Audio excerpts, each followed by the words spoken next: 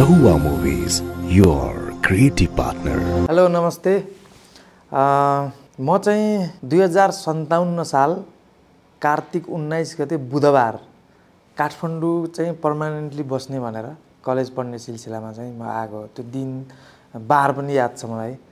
स्याङ्जाबाट त्यतिबेला सुरक्षा ट्राभल्स भन्ने हुन्थ्यो एउटा गाडी बस हैन, त्यो डेमा चल्थ्यो। अनि हामी चाहिँ त्यसरी आयौँ, म अनि जगन्नाथ मेरो साथी, नाताले भाइ हैन, अनि बुद्धिसागर दाई, सुरे भतिज हैन, हामी चाहिँ चारजना। हामी यो फर्स्ट डेरा चाहिँ हाम्रो जग्गु र बुद्धि दाई त पहिलेदेखि बस्नुहुन्थ्यो काठमाडौँ, सुरे र म चाहिँ त्यो सालदेखि आएको।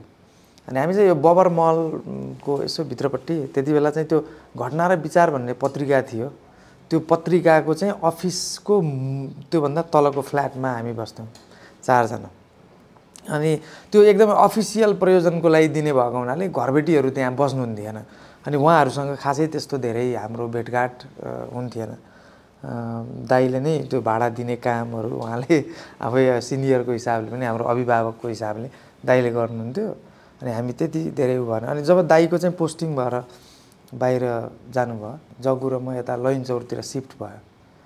अनि लैनचौरमा चाहिँ एउटा घर यस्तो रहेछ कि हाम्रो चाहिँ त्यो काकाहरू दाइहरू हामीहरू पालैपालो अहिले पनि सायद मेरै आफन्त भाइहरू छन् त्यो घरमा, त्यो रुममा हैन। किचन सानो अनि एउटा रुम थियो, विद्यार्थीलाई एकदमै पर्फेक्टली मिल्ने। अनि त्यो धेरै पुरानोदेखि भनौँ न, धेरै पहिलादेखि हाम्रै फ्यामिलीहरू बस्नु हुँदो रहेछ त्यो घरमा। अनि हामी पनि त्यहीँ गएर बस्यौँ। अब को चाहिँ सिफ्ट हुने हुनुहुन्थ्यो आफ्नो सेटलमेन्ट भएर। अनि त्यहाँ बस्यौँ केही वर्ष। अनि त्यसपछि फेरि विभिन्न ठाउँमा, लैनचौरको पनि 3-4 ठाउँमा अलग अलग ठाउँमा बस्यो। त्यो बस्ने सिलसिलामा चाहिँ जस्तै हामी कलेज पढ्दा चाहिँ साथीहरूले पनि भन्थे कि अब नाटक गर्न सुरु गरेपछि पनि मेरो घरबेटीले यस्तो भन्छ, यार राति ढिलो जानु मिल्दैन एकदमै यस्तो। तर मलाई जीवनमा त्यस्तो एक्सपिरियन्स छँदै छैन। म सायद काठमाडौँमा विगत 5-6 वर्षभन्दा अगाडि म चाहिँ 8-9 वटा घरमा बसेँ हैन। अनि त्यो घरहरूमा जुन घरमा बसेँ सबै घरबेटीहरूसँग मेरो यति सौहार्द सम्बन्ध भयो हैन। एकदमै माया पाउने मैले पनि, आफ्नै बच्चाबच्ची जस्तो व्यवहार गर्नुहुन्थ्यो। अनि त्यो भाडा दिने कुरामा पनि हामी विद्यार्थी जीवनमा स्ट्रगल फेजमा चाहिँ कहिलेकाहीँ पैसा ढिला हुने, कहिले नहुने हुँदा पनि उहाँहरूले चाहिँ एकदम त्यो ठिक छ बिस्तारै दिँदा हुन्छ भनेर चाहिँ भन्नुहुन्थ्यो। त्यस्तो चाहिँ माया पाएँ मैले। मलाई चाहिँ अरूको घरबेटीको एक्सपिरियन्स सुन्दाखेरि, जुन साथीहरूकै सुन्दाखेरि कस्तो नेगेटिभ हुन्थ्यो। अनि मैले साथीहरूलाई पनि भन्थेँ कि मेरो कसरी यस्तो हुन्छ त यार, म त सो लक्की रहेछु, एकदमै लक्की रहेछु म, ताकि मेरो अहिलेसम्म यस्तो घरबेटी नै पर्नु भएको छैन जसले चाहिँ राति जाँदा गाली गरोस् अथवा ढोका नखोलिदियोस्, गाली दियोस् हैन, अथवा भाडामा किचकिच गरोस्, पानी कम, यो यताउति पाहुना आउने भन्ने त मेरो त जीवनमा कहिले पनि मैले त्यो कानले सुन्न नि परेन हैन। त्यसकारण चाहिँ मेरो एकदमै राम्रो छ। अनि पछिल्लो समयमा के भयो, म जब BBC जोइन गरिसकेपछि चाहिँ मेरो साथी हुनुहुन्छ दीपक भट्टराई, पत्रकारितामा हुनुहुन्छ अहिले पनि BBCमा, कुन देशमा हुनुहुन्छ उहाँ। अनि भाउजू उहाँको मिसेस, 2जना छोरीहरू थिए। हामी सँगै अफिसमा काम गर्ने भएको हुनाले अनि चाहिँ ल सँगै बसौँ भन्ने भयो। उहाँको तलपट्टि खाली हुने क्रममा रहेछ। अनि उहाँले पनि खाली गरेर अनि म गएँ। म त्यहाँ सायद 6 वर्ष 7 वर्ष कति बसेँ म उहाँको घरमा। मलाई त त्यो उहाँले कहिले जिस्क्याएर मेरो कहाँ म घरबेटी हो, तपाईँ हो घरबेटी भन्नुहुन्थ्यो कि। अब हामी यदि एक त साथी जस्तो भयो हैन, साथी नै भयो, सँगै काम गर्ने, फेरि BBC भन्दा अगाडिदेखि चिनजान भएको हैन। अनि हामी त फेरि हाम्रो कमन फ्रेन्डहरू थिए, जस्तै राइटरहरू, पत्रकार साथीहरू हैन। उहाँ पत्रकारिता ब्याकग्राउन्डको हुनाले, म पनि लेख्ने भएको हुनाले हाम्रो कमन फ्रेन्ड थियो। अनि हामी चाहिँ त्यो कमन फ्रेन्ड भएको हुनाले दुवैजनाको हामी चाहिँ विकेन्डहरूमा अनि ल सँगै बसौँ, रमाइलो गरौँ र भनेर हामी विभिन्न बेलामा चाहिँ टाइममा एकदम रमाइलो गर्थ्यौँ उहाँको घरमै हैन। म एक्लै बस्थेँ। अनि एक्लै बस्दाखेरि भाइ साथीहरू जाने, मलाई चाहिँ कस्तो भने कहिल्यै पनि त्यो मेरो घर होइन भन्ने महसुस कहिल्यै पनि भएन मलाई, कुनै पनि ठाउँमा भएन। अनि उहाँकोमा त झनै भएन। त्यो त अरूले नि भन्थे घरबेटी त तिमी हो क्या भन्थे हैन, त्यस्तो हुन्थ्यो। खाना पनि त्यहीँ खाने, म एक्लै हैन। भाउजूले पनि बडो माया गरेर खाना दिनुहुन्थ्यो पकाएर हैन। कहिलेकाहीँ हामी अब हतारमा अफिसमा कता जाने हैन, यहीँ खाए हुन्छ भन्ने एकदम सौहार्द हिसाबले भएपछि अझ कस्तो भने अनि भाडा पनि नबढाउने उहाँले। कस्तो भने एउटा अमाउन्ट थियो बडो कम, त्यति बेला चलन चल्तीको रेटभन्दा आधा कम थियो।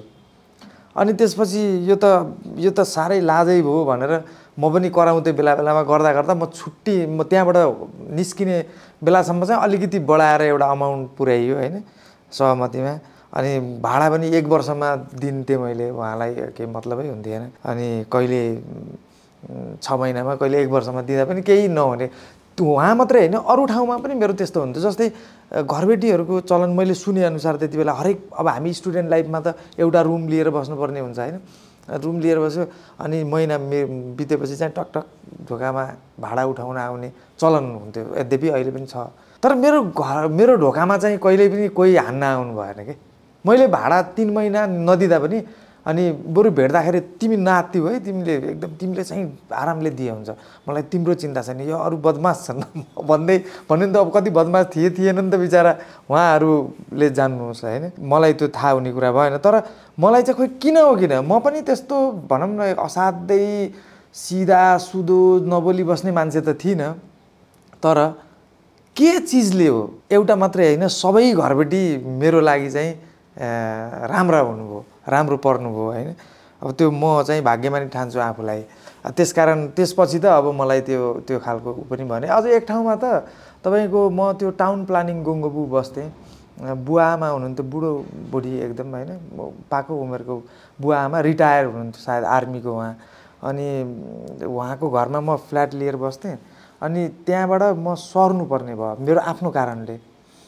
अनि उहाँलाई चाहिँ भनेको होइन बाबु तपाईँ हुँदा कति हामीलाई ढुक्क थियो। म त्यति बेला बिबिसीमा काम गर्थेँ।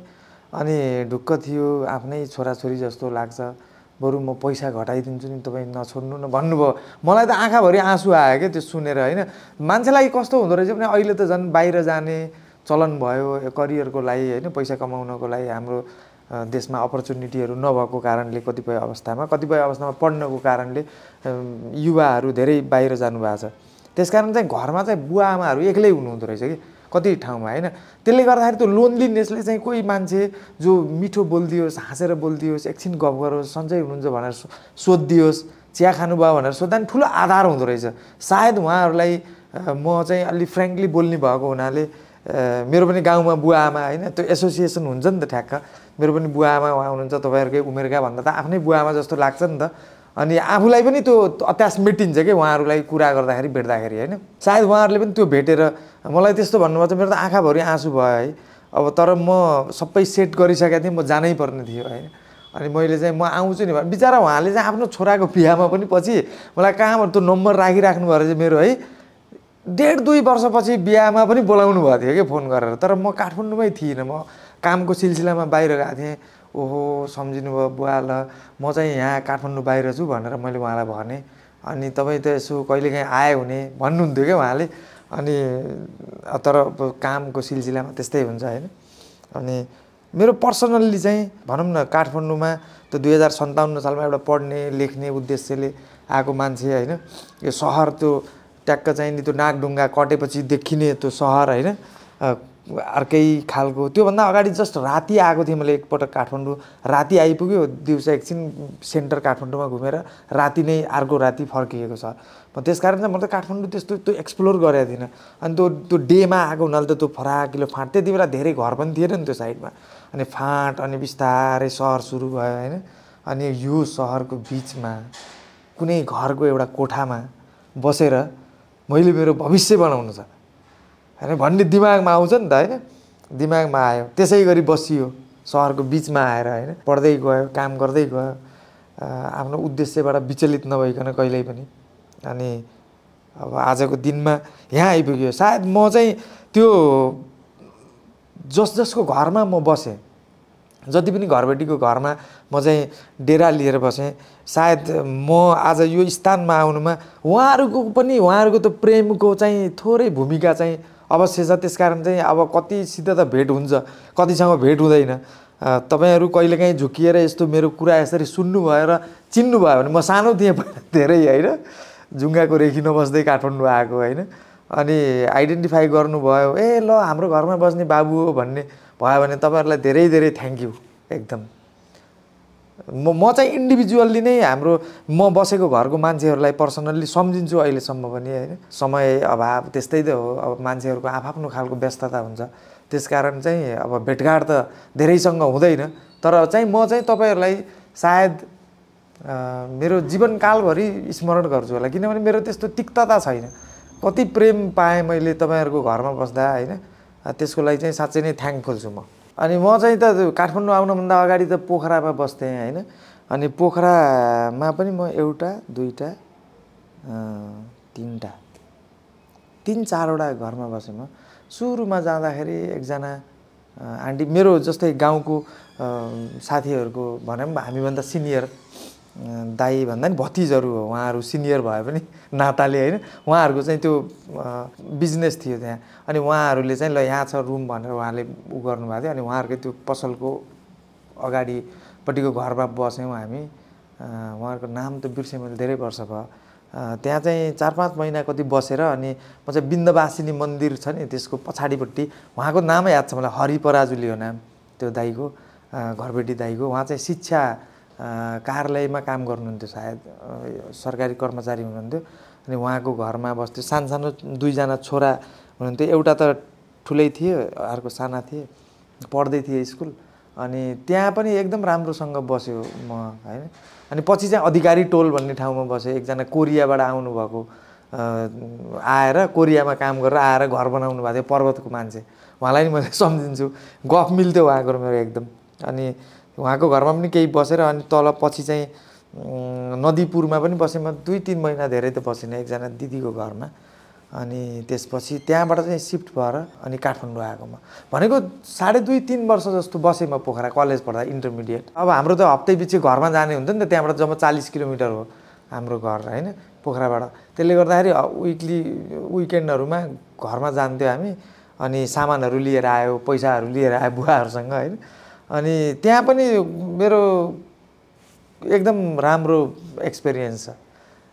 खोइ किन मेरो चाहिँ त्यस्तो कुनै पनि घरबेटी मलाई चाहिँ यस्तो गर यस्तो नगर अथवा यस्तो गर्नुपर्छ भनेर कहिले पनि भन्नु भएन। तर धेरै जस्तोले पढ्नुपर्छ है बाबु हो, गाउँबाट आएको तिमीहरू पढ्नलाई हो, यस्तो घुम्न डुल्न हाहु गर्ने साथीहरूको पछाडि नलाग्नु भनेर अलिकति हामीभन्दा त अब सिनियर हुनुहुन्थ्यो नि त उहाँहरू, धेरै बुवा आमाको एजको हुनुहुन्थ्यो धेरै जस्तो मान्छेहरू।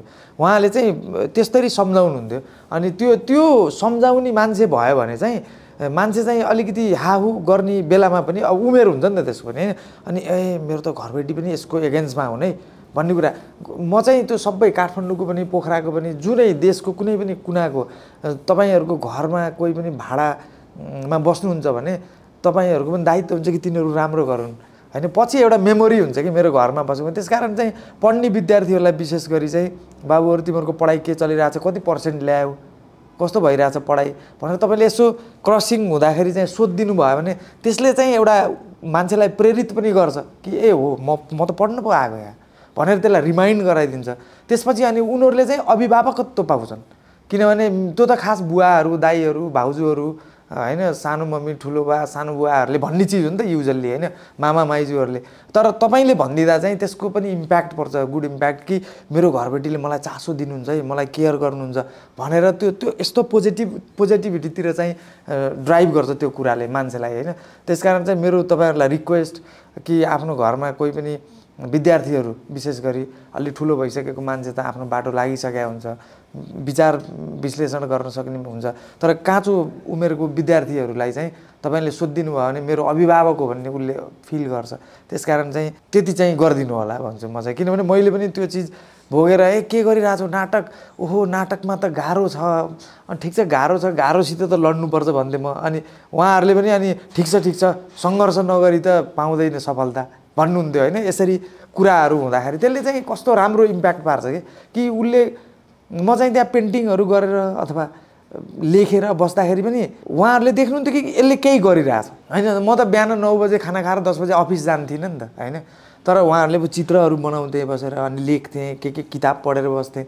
अनि त्यो उहाँहरूले के गर्ने, यो केही गर्दै पढ्ने लेख्ने काम गर्छ, चित्र बनाउँछ, बरु बाहिर खास जाँदैन भनेर चाहिँ उहाँहरूले चाहिँ त्यो अलि अलग नजरले पनि हेर्नुहुन्थ्यो। अनि इन्करेज चाहिँ गर्नुपर्छ यस्तो अब यस्तै गरी त हो कलाकार हुने भन्ने चाहिँ उहाँहरूको कुरा हुन्थ्यो। त्यसले पनि इन्स्पायर गर्छ। त्यसकारण चाहिँ आफ्नो पेरिफेरीमा बस्ने घरमा बस्ने मान्छेलाई चाहिँ त्यसरी इन्करेज गरिदिनु होला। त्यसको ठुलो इम्प्याक्ट हुन्छ लङ टर्म। मान्छेले आफूले जीवनमै भोगेका कुराहरू, देखेका कुराहरू, महसुस गरेका कुराहरूलाई नै स्टोरीमा ब्लेन्ड गर्ने हो मिल्दाखेरि। कतिपय अवस्थामा त्यही चिजहरूले एउटा कथा बनाउनलाई इन्स्पायर गर्छ हैन। अनि कथाहरू बन्छन्। मेरो सिनेमाहरू, नाटकहरू पनि मेरो जीवनका कुनै न कुनै अंश अथवा के अरे देखेका, भोगेका, आफूले महसुस गरेका अंशहरूले नै प्रेरित गरेर बनेका हुन् धेरै जस्तो हैन। सुपर फिक्सनल एकदम त्यो सुपरफिसियल त्यस्तो धेरै छैन। म फेरि सिनेमा पनि एकदमै रियलिस्टिक, प्लेहरू पनि रियलिस्टिक गर्ने भएको हुनाले, लेख्ने भएको हुनाले कुनै न कुनै हिसाबले प्रेरित गरेको हुन्छ त्यो चिजले हैन। अनि तर मैले आज भाइले भन्दाखेरि मलाई हिजो मात्रै यो कुरा गराइदियो भने अब त्यो यस्तो हुन्छ मान्छेले अब एउटा कोही मान्छे भयो भने कहानी अझ एक्स्ट्रा थप्दै जाने हुन्छ नि त हैन। त्यो जहाँ पनि हुन्छ संसारको जुनै पनि देशमा हैन। सायद त्यस्तो भयो होला अनि मलाई चाहिँ रमाइलो लाग्छ। तर त्यो अब आवश्यक कति हो भन्ने हुन्छ। त्यो चिजले मलाई त झन् फाइदा छ, राम्रो छ कि मान्छेलाई त्यो कुराले इन्करेज गर्छ कि ओ त्यस्तरी स्ट्रगल गरेर आएको मान्छे हुनुहुन्छ उहाँ। ओके, त्यो कुराले त इन्करेज गर्छ मान्छेलाई हैन। तर मान्छेहरूले भने काठमाडौँमा मेरो स्ट्रगल चरम स्ट्रगल छ भन्ने छ मान्छेमा, तर त्यो एकदमै होइन। त्यो भनेको आफ्नो स्ट्रगल छ मेरो पर्सनल लाइफमा हैन। मेरो बुवा आमा गाउँमा बसे पनि जसले चाहिँ जागिर खाइदियोस् भन्ने इच्छा हुन्छ नि गाउँमा त। जागिर नखाएर अर्को बाटो लाग्दा पनि सधैँभरि खुसी भएर तिमी खुसी हुने काम गरिराख सधैँ, ठिक छ। दुःख भनेको त साइकल हो, जहिले दुःख आउँछ फेरि सुख आउँछ, लाइफमा त्यस्तो भइरहेको छ भनेर इन्करेज गर्ने मेरो बुवा आमा हुनुहुन्थ्यो हैन। त्यसकारण चाहिँ अब त्यो चिज भन्ने बुवा आमा भएपछि त संसारको सबभन्दा बलियो म हो भन्ने लाग्छ कि छोरालाई चाहिँ। बुवा आमाले एउटा स्ट्रगल गरिराखेको छोरालाई सुख दुःख भनेको साइकल हो, चलिराख्छ जीवनमा। जति पैसा भए पनि मान्छेको लाइफमा दुःख पनि आउँछ, जति नै गरिबी भए पनि सुख पनि आउँछ भन्ने त्यो बुझेको मान्छेले आफ्नो छोरालाई, स्ट्रगल गरिरहेको छोरालाई त्यसरी भन्नुभयो। तर तिमी आफ्नो इच्छा लागेको जुन काम हो, तिम्रो प्यासन भएको जे काम हो त्यसमा चाहिँ कन्टिन्यू गरिराख, तिमी हाँस सधैँ भनेर आफ्नो छोरा अथवा छोरीलाई भन्यो भने त्यो बाबुआमाको त्यो भनाइले मान्छेलाई सबभन्दा संसारको बलियो, म कुनै पनि चिजसित म फाइट गर्न सक्छु भनेर चाहिँ प्रेरित चाहिँ गर्छ। त्यसकारण मेरो बुवा आमाहरूलाई पनि म गर्छु। अहिले जीवनमा अहिले के भयो भने पहिला पो अपर्च्युनिटिजहरू थिएन डिफ्रेन्ट सेक्टरमा, अहिले त जहाँ पनि छ हैन। त्यसकारण पढेर तपाईँको छोराछोरीले जागिरै खानुपर्छ भन्ने हुँदैन। मैले खाइनँ, खाएँ केही समय तर छोडेँ। त्यो काम छोडेर फेरि अर्को काममा लागेँ। अर्को काम पनि म राम्रो गरिरहेको छु। मलाई यति विश्वास छ कि म यो काम छोडेर अर्को काममा लागेँ भने म त्यसमा सक्सेस हुन्छु। त्यसकारण चाहिँ आफ्नो बच्चाहरूप्रति त्यसलाई राइट बाटो देखाउनुहोस् हैन। नराम्रो कामतिर लाग्न खोज्दा अथवा सङ्गत त्यस्तो भयो भने कन्ट्रोल गर्नुहोस् हैन। उसलाई राम्रो कामतिर लाग्ने प्रेरित गर्नुहोस्। अनि तर बाबुआमाले हिम्मत दिने हुन्छ नि, म छु लडौ भनेर, त्यो जति पावरफुल 50औं अर्ब रुपियाँ पनि हुँदैन। पैसा भएर सबै चिज हुँदैन जिन्दगीमा हैन। जस्तै सिनेमाको कुरा गरौँ न, पैसाले सिनेमा बन्दैन। सिनेमा बनाउनलाई पैसा चाहिन्छ तर पैसाले सिनेमा बन्दैन, स्किलले बन्ने हो, प्यासनले, सपनाले बन्ने हो नि त सिनेमा। जुनै पनि नाटक पनि त्यही हो, साहित्य लेखन पनि त्यही हो, सबै चिज त्यही हो। त्यसकारण चाहिँ त्यो एक अर्कालाई इन्करेज गर्ने, सपोर्ट गर्ने भन्यो भने धेरै चिज फल्छ फुल्छ हामी सबै।